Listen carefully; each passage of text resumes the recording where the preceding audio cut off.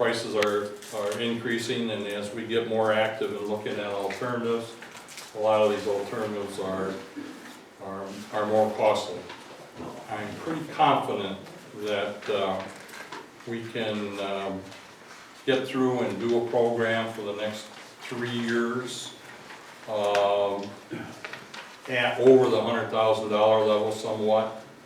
We got carryover money, and then determine, you know, what we're really gonna need, if we're gonna need more or something in the next 5-year assessment. So I think we're good for the coming 5 years, or should be close to it. In the event that we run upon something that's fairly, is more expensive than things. You recall that we had intended to do an alum treatment, entirely alum treatment, in 2019, and we had submitted our permits. We had gone through all the things to get ready for it, and then we got the price tag, came in at $319,000, I think it was.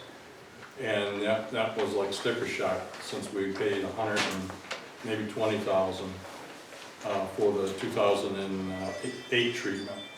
So we backed off of it, and because of the money situation primarily, and wasn't sure that we were to get what we needed to get for that amount of money.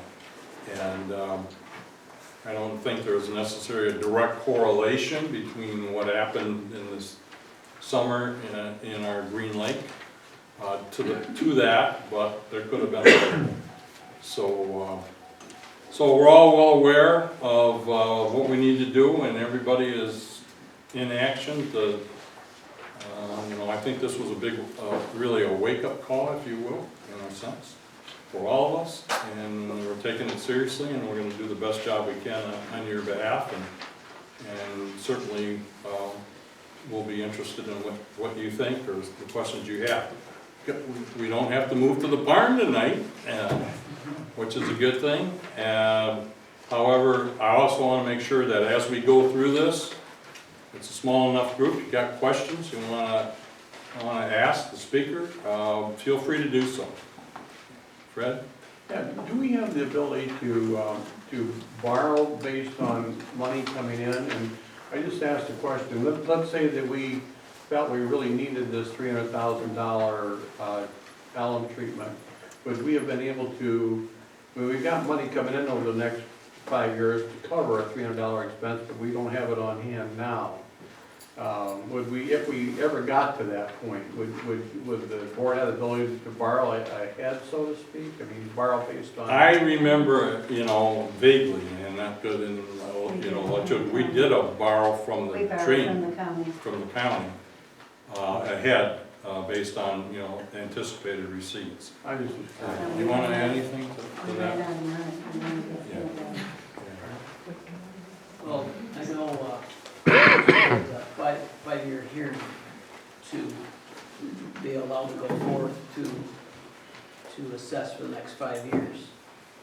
And I believe if we wanted extra money, we would almost have to have a special hearing to borrow more than that. Yeah, no, So, I would agree. I would, get a bond. yeah, I agree with that. But if we were in a pinch like we were the last time, we actually spent everything. Well, the last time we did it, the residents had the option, they could pay their share up front with no interest, and if they couldn't, they could put it on the taxes for 5 years with interest. So it was a little bit different. Jamie, do you remember how that? No, that's yeah. So, I don't know if that's a Yeah. sufficient answer for Yeah, you. I'm just curious. Okay. So I think at this time then, anybody got any other general questions right now that they want to ask? Yes, sir. I hear you talk about all the money for killing the aquatic plants, but I don't hear any talk about any money replacing the fish that they spray and kill. Do you have any money to replace them fish? I pay money for a fishing license, and I'm sick and tired of them coming around to the lakes that I fish and killing the fish. They take them off their beds, they go out deep water, and they die. Well, thank you for your opinion. I don't know that everybody agrees with you. Obviously, we don't try and kill fish. Well, I've been out on the lake fishing, and they come out and spray, the fish quit biting, period. Yeah, he's right, you haven't had spawning fish on your lake in at least 2 years. Well, you should make your case to the fisheries division. They're the ones that regulate all those, that aspect. They have input But into. you Listen, supply the chemicals to kill the fish, and you pay for it. The provisions in the Yeah. permit. The purpose is not to kill the fish. Exactly. And Replace the fish that you have killed. I'm not aware that there have been that many fish killed, sir. Yes?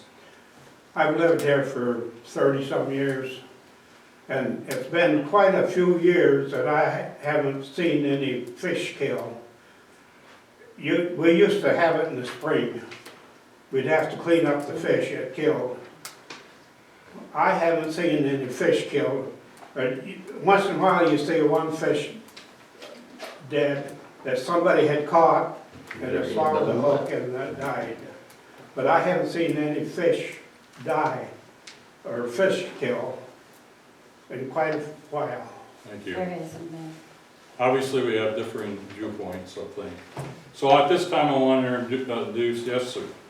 At the last meeting, I brought up PLM spraying on the beds, 20-foot bumper, all of this. And after they sprayed, I had 13 dead fish around my dock. None of that, for some reason, you censor what you want to be put in the minutes. Because I brought all this up at the last meeting. Not one thing was said in the minutes about Nothing was this. done. Yeah, well, sorry that you're in the minority. Ain't that too bad, isn't it? And I would say that, again, So why wasn't anything put in the minutes if about what I brought look up? at, if you look at the minutes, we spend hours in these meetings, and you look at the minutes, it's There was rough ideas, so There it's was not nothing about. put in there that would incriminate you in any way. Nobody's worrying about that. Well, there should have been something in the minutes. No, sir, I disagree with I you. agree with that. Well, good for you. You're not from this lake, are you? No, but I have right to fish on this lake, because you have public access, so yes, I am from this lake. You're on. I agree with it. I pay for the privilege to go and fishing. And it gets ruined every year by them. The provision in the permit, the 20-foot stipulation, it's your job to supervise your employees and make sure they And follow. you're not doing it. We're not the regulators. The state has regulators. That's right, and they wrote the And that is provision. their job, sir. They wrote the provisions And they- into the and they're- permit.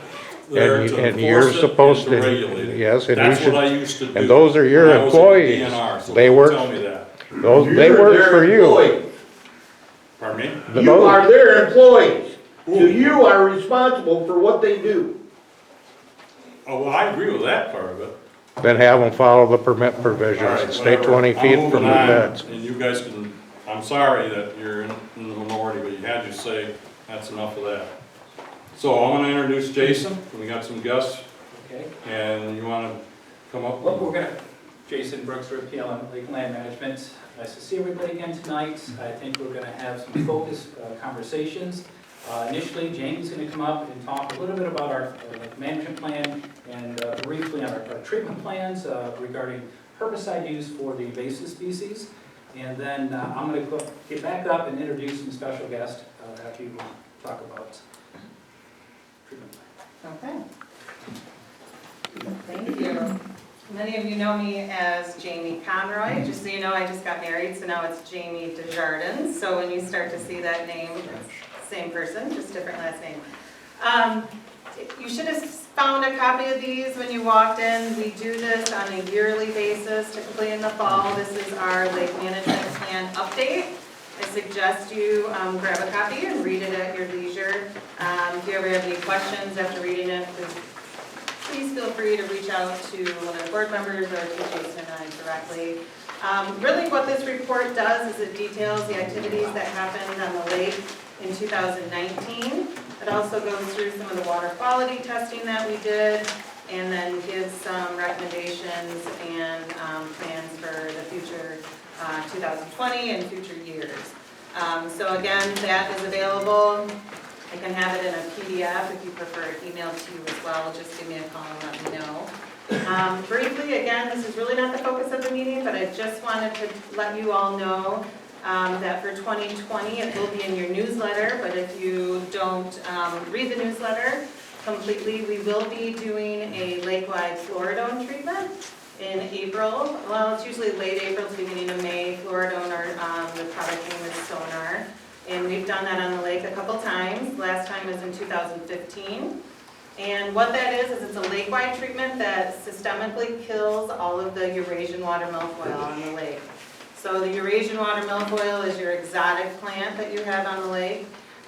We apply the Sonar at a concentration that only targets those invasive plants. So it will look a little different as far as weed treatments next year. We'll do a first treatment, like I said, it depends on the weather, but it's typically late April, beginning of May. We go in at a target concentration of 6 parts per billion, and we apply it to the whole lake. Then we monitor the lake to see if those concentrations hold, and we do what's called a bump-up treatment to bring those concentrations back up to 6 parts per billion about 3 weeks after the initial treatment. And that will be a slow die-up of the milfoil, and you should have complete control of all of those plants. We'd like to say by the 4th of July at the latest. So that will be the plan as far as weed control for next year. And now Jason's going to talk about the next step. Jamie. Yeah, sorry. Just my I take your stuff. interpretation, Yes, looking at, these things that I keep. yes, We did less for plant this year because of the algae, so Yes. that we didn't increase the phosphorus and the nitrate to increase more algae, okay? My interpretation right? well, that's not necessarily why we didn't do more plants. When I paddleboard this year, especially in August, Yes, it would actually stop me. yes. And it would be in more 6-8 feet water. Mhm. So typically, that's what we find with milfoil, is that you will do a sonar treatment, you eliminate the milfoil that's growing in the lake at that time, and then slowly it starts to pop up again along the shoreline. You chase that, you do these spot treatments, and then it hits this point where it just completely takes off again. That's definitely what happened at the end of the season on Morrison this year. The amount of milfoil that we found at the end of this year compared to last year there was a significant difference, not just in the density, but the distribution, so the different areas around the lake that we were finding. And that's really what triggered this response of going forward with that fluoridone treatment for next year. Is that in here? Yes, it is. Do you know what page it's on? It's probably near the back, as far as the recommendations. So it's, page 12. And then there's a little bit about it, I guess it's in the schedule on page 14. You're welcome. Just to back up a little bit, I know you guys heard about Eurasian water milfoil, but this invasive species, the reason it quickly spreads throughout your lake is it spreads by fragmentation. That means either by oak chop, wave activity, or even auto fragments. So it produces stems and pieces of plants that will release, float around the lake, produce fruits, become denser, sink to the bottom, and create another plant. So these things exponentially spread. And that's kind of what we saw when we were doing the algae treatments. We're having your blooming algae blooms. I was out there a few times myself, other applicators, and like, all right, it's time to talk about sonar. Then we did our year-end AVA survey, aquatic vegetation assessment site survey. We document all the different types of plants, their densities, and that's required in order for us to get a permit by the DEQ to use sonar. We have to have that data. And the data supports the need of a sonar treatment, a lake-wide sonar treatment. So, same thing we've done in the past years. It has been very successful on Morrison Lake. Good news is I don't have to talk a lot because we have these special guests here. Now, over we've been looking at Morrison Lake and the nutrient issues that we've had for decades. And we've implemented alum treatments, 2 alum treatments. And those alum treatments have been effective. Last one being done in 2008. We saw some pretty good results for the first couple of years. And then since then, it's gradually, increased in phosphorus levels. We've seen a little bit more of an increase in blue-green algae, or algae growth overall. And unfortunately, Jim already explained some budgetary limitations, and alum was not used in 19.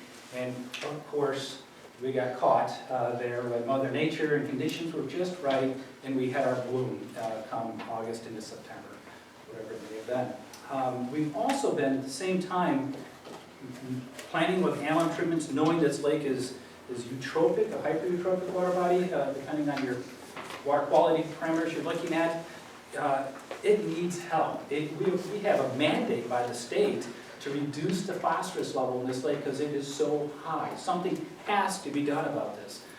So another option is another tool similar to alum. It's called phosphide. And I'm going to let Wes explain more of that. But this is a natural recurring element. The active ingredient in it is lanthanum, and it strips out phosphorus out of the water column, binds phosphorus into sediment, and reduces that fuel so we'll have less future algae growth.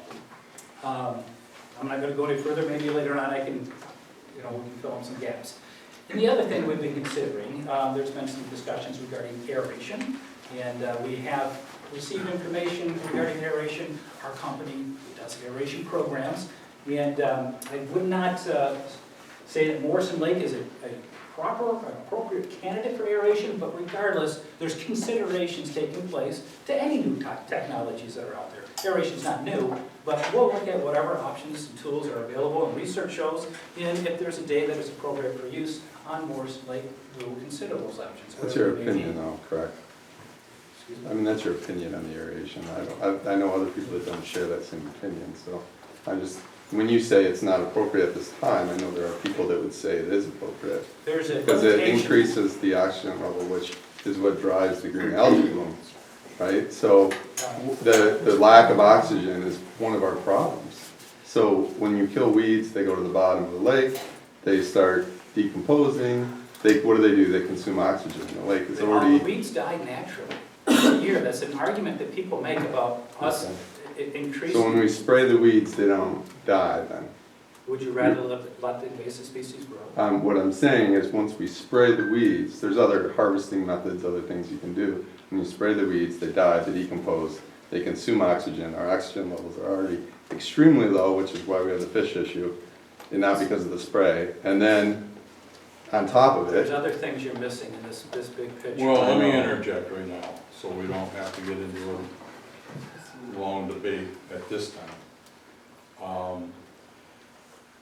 I'm open-minded to taking a look at anything that would help. We have a small system on Jordan Lake. Excuse me, I'm speaking. I'll entertain your question when I'm done, David. Come on. Isn't a question. Well, whatever. Your comment. And since the time is Dave Hilton? There you are. Hi, sir. How are you? How are you? Good. Luck tonight. Thank you. I received emails from Dave, and I don't know Dave. I'll just introduce myself to him right now. And he had made some comments about aeration, but he also had suggested a company that does aeration. It's called Everblue. And he also, in his email to me, had identified a fellow by the name of Eric Elgin, who was an MSU Extension, works for MSU Extension. In addition, I also heard from Brian Gruber, who was just speaking here. Raise your hand so they know who we are.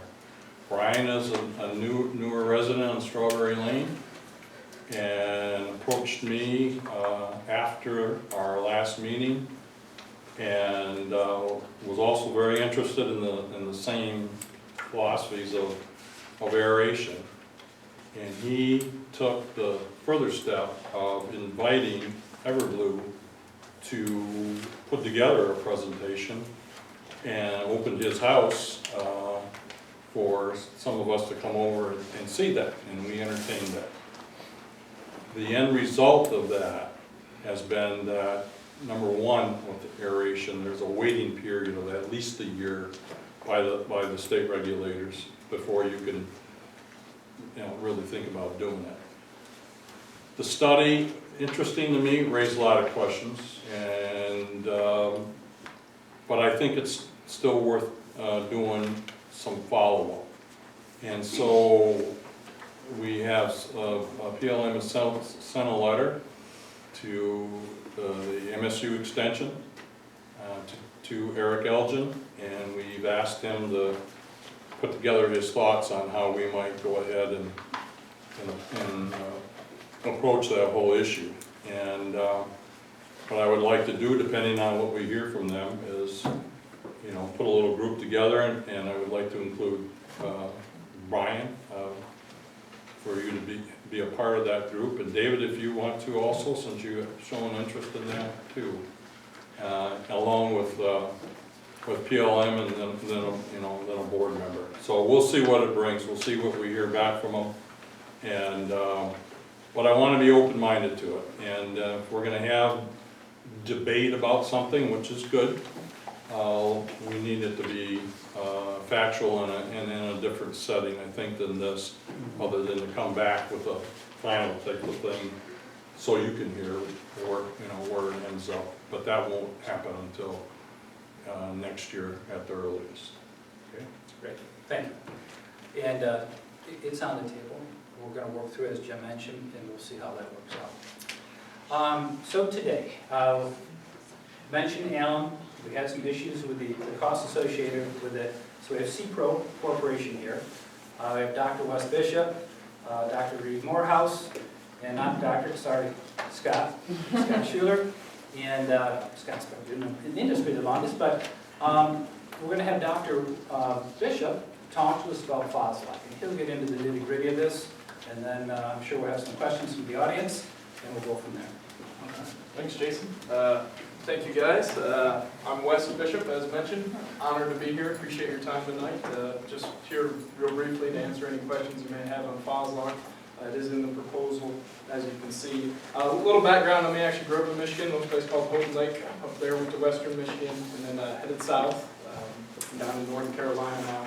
Got my master's at Clemson, PhD at NC State. But really, the focus of my graduate school, and certainly my position here at CPRO, has been combating these nuisance noxious algal blooms, both proactively, reactively, really looking at a lot of different technologies, new technologies, trying to develop it. CPRO is one I worked on early on, actually at Clemson.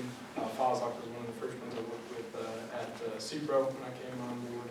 Really saw that as a need in the U.S., very specific.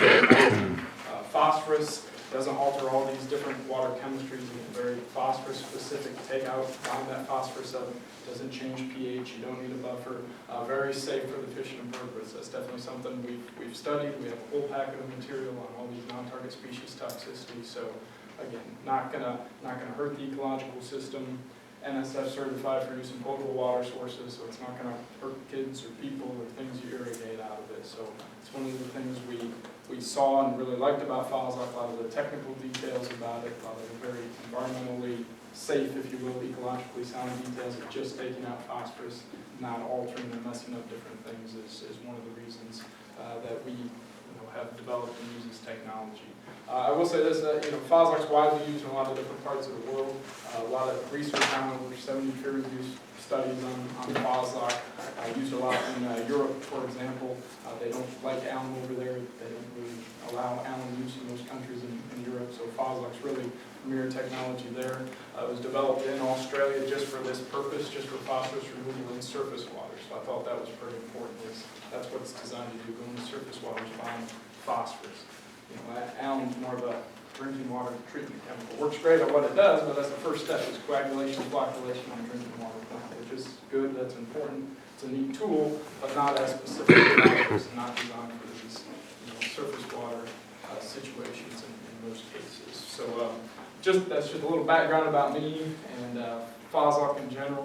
We can get into little bit of the details, I guess, now on the proposal. What we had identified with Foslock is a adaptive and strategic approach. So basically, we took some of the numbers in the past, from the past flow rates coming in from Leary Drain, from Stewart Drain, the flow of water, the amount of phosphorus in that water coming in. That's very important to know because we have this pretty steady, constant flow. Now, it differs seasonally, a little more in the spring from those inflows. Different times of year you have less, but we can calculate that pounds of phosphorus coming in. The neat thing about Foslock is so specific to phosphorus, we know what ratio of Foslock to use to bind that mass coming in. And the program design that you see outlined there is this periodic routine Foslock amount to address these phosphorus inputs coming in from those sources, and also some to account for what we call that hypervolumetric release, that legacy phosphorus in those deep zones where the anaerobic phosphorus comes out. You see some of those high numbers in those deep zones in the lake from the internal legacy phosphorus. So Foslock will put out as a slurry, combine that phosphorus that just flowed into the system. Sorry, I'm not an English major. Bind that, but also bind down the sediments, continue to bind, shift those sediment phosphorus forms so they don't continue to release. And again, the program, we have a general outline there, but it's important with Mother Nature, with dynamic flow and weather conditions to be adaptable with that program. So that general outline is multiple routine Foslock applications. It goes out as a nice slurry, goes down through the water column, binds phosphorus specifically, settles it down in the sediment in its mineral form. And we have multiple monthly applications, 2 times a month in the middle of the season, the crazy time, if you will, for everyone to continue to bind those phosphorus inputs. And I guess, any questions about that so far? Thoughts on that? Yes. Do you know how long it's been around, Foslock, did you say? So Foslock was originally, the patent on it was originally in 2002. So it's been around now. It was primarily in different parts of the world for quite a number of years. There's a little bit of use in California before Seabrook got involved, but we partnered with them in 2011, and really that's when we brought it to the U.S. market, able to distribute it widely to the U.S. since 2011. So good question. Well, 2019, I see the high numbers in the spring when the snow melts and everything. Yep. Coming off the 2 Spring flush drains. coming in. Yep. But since we had so much rain all year long, and you could just see, I forgot that little plant that sits on top. Yeah, the duck, whatever, coming in, so I'm sure phosphorus is coming in with too. And not just those 2, you could see it on the far one, near Barronwell's property. That was really disgusting at the end of the season coming out of there. I'm not saying it's the farmer's problems, but is there any way we can stop stuff sort of naturally or whatever? That's a great question. That's a $1 million question. There's some cool things you can try to do in the watershed. Oftentimes it's very difficult to offset those sources coming in. Certainly you don't want to point fingers on where it's coming from. I mean, geese can drop a lot of phosphorus, agriculture, groundwater, old leaky septic systems. So without pointing the finger, there are a lot of stormwater things that can be done, retention cells and swales and so forth, but those are often very, very costly, hard to implement. Trying to build a wetland takes a lot of time and permits. And the efficiency of those, certainly per pound of phosphorus removed is not really good. So I think that's important. That's try to shut off those sources. I'm all supportive of that, but that's a long-term, costly process to do. And I have a stormwater guy on my committee, Dr. Hunt, he's at NC State, but he published all these studies, the big issues down there too, on, man, if you implement all these different things from green roofs to bioretention cells, all these things in the watershed of our reservoir, the one lake down there in Raleigh, we had massive sino issues. He only found a 6% reduction coming in. So to the tune of millions of dollars in the watershed, it helped. That was a good chunk of phosphorus, but it wasn't going to solve the issues they already had in the lake, not in our lifetime. So I'm supportive of that. I think that's neat, something we should look at, and if there's some big point sources, we should definitely try to address it, and buffer zones, try to do some things up there, but I think that's a longer term, and it's a little gray area if that's going to have a direct impact in the lake, especially in the short term. Did that answer your question? Yeah, because the study that was done in 15, 12, when was it, Jamie? Yeah, 12. They said how much the swampland on Stewart's improved it coming from the side guys on Clarksville Road. And is there any, I know they made those retaining things for Leary, is there anything else we can do if that isn't made? Looks like double the intake on Leary than Stewart. Right. Well, there are things we may be able to do. We looked at that in the past when we put the retention pond, in which spring is that again? Larry. But the thing that, when you look at those numbers, there's different volumes coming through those inlets, where I think that one may have a higher peak number, but it's much less volume of water. Regardless, things to reduce the phosphorus coming in externally is something we'll have been doing and implementing for a long time. But there are some other ideas, and we've talked in the past with CPRO and other people about entering devices that will strip phosphorus out of the inlet areas.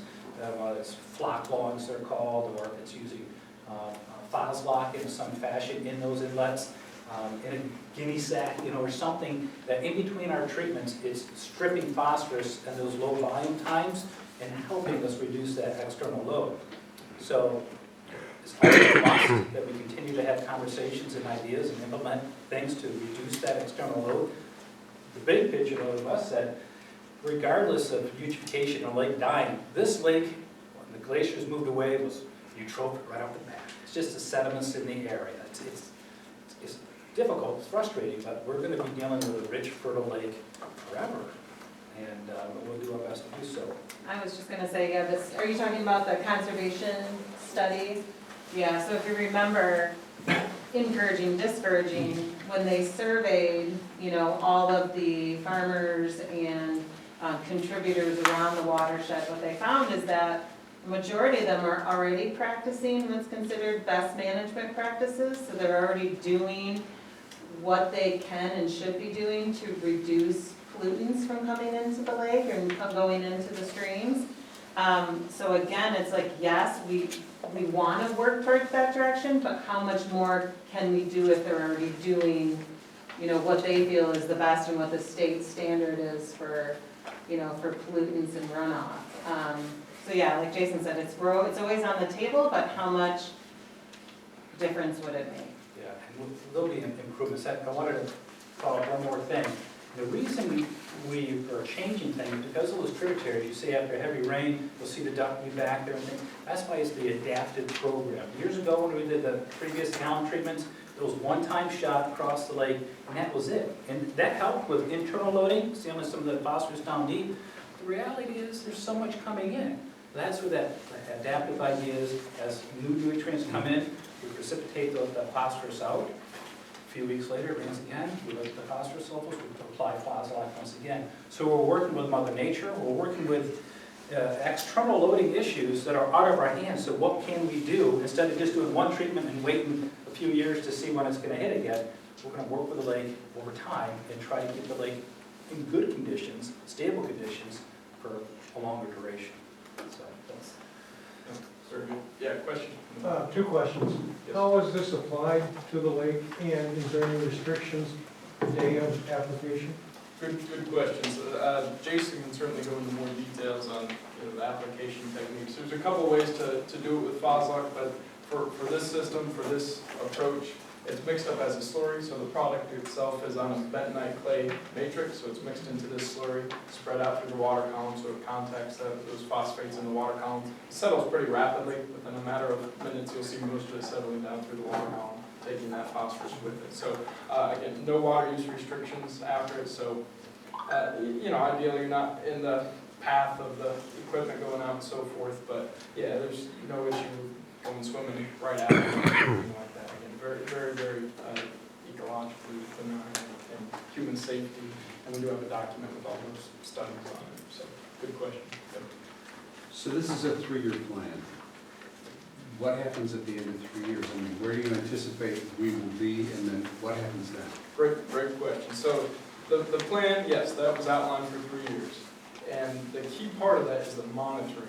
in there. So, and that ties into that adaptive. So through that time, we're going to assess, hey, how are we doing? Are we removing phosphorus levels? Are we keeping it down from these inflows? Do we need to adjust what we're doing and how we're doing it? So that 3-year plan was designed to, get enough phoslock out there that we're going to make a difference and see a difference. And then with those monitoring data moving forward, we can adjust that plan as needed. So hopefully it's using a lot less reactive products to control algae. Hopefully it's even using a lot less phoslock moving forward because we're able to get ahead of some of that legacy release. So this is an ongoing program, this is just planned out 3 years, but correct. if we go into this, it looks like if it's successful, it's something we would be staying with because it's successful. It is, and I'm gonna go back to the 3-year thing, because I think staff PLM deserves the kudos on this, because of our money issues, and our concern about that, they were able to negotiate a 3-year same price for this phoslock from Cipro. Did I say that right? Is that right? So how many fish were, certainly through the process, but at that 3-year, we want to take a look at the same monitoring data we've been using and say, okay, man, how are we doing? Is there less coming out of the sediments? Are we able to keep it down in the water column to where we want it to be in terms of the ratio? So sort of adapt as we go. It's not going to be an overnight process to clean it up. It's a stepwise process, so please don't expect, oh, you did your first phoslock application is going to be crystal clear. That's not how this program is designed. You'll see a difference, but it's designed to sort of cure it through time, chop it down through time, keep improving it through time. And as we see that in the monitoring data, we can build that plan following that first 3 years. If that makes sense. So go ahead. Yeah, the phosphate that we take out, let's say we take out a pound, Yep. goes to the bottom, is that where it stays? Is that in perpetuity, or does it eventually break down and come back? That's a very good question. That's a great question, especially when you compare it to different phosphorus mitigation products, and some we certainly have widely studied with phosphorus. So it initially forms this mineral called rhabdophane. So lanthanum phosphate is the mineral. Lanthanum phosphate is a hydrated mineral that goes to the sediments, so that is depicting sediments. And through time, the neat thing on that mineral, as it ages, it actually becomes more tightly bound and forms a mineral called monazite. So there's this Professor Casper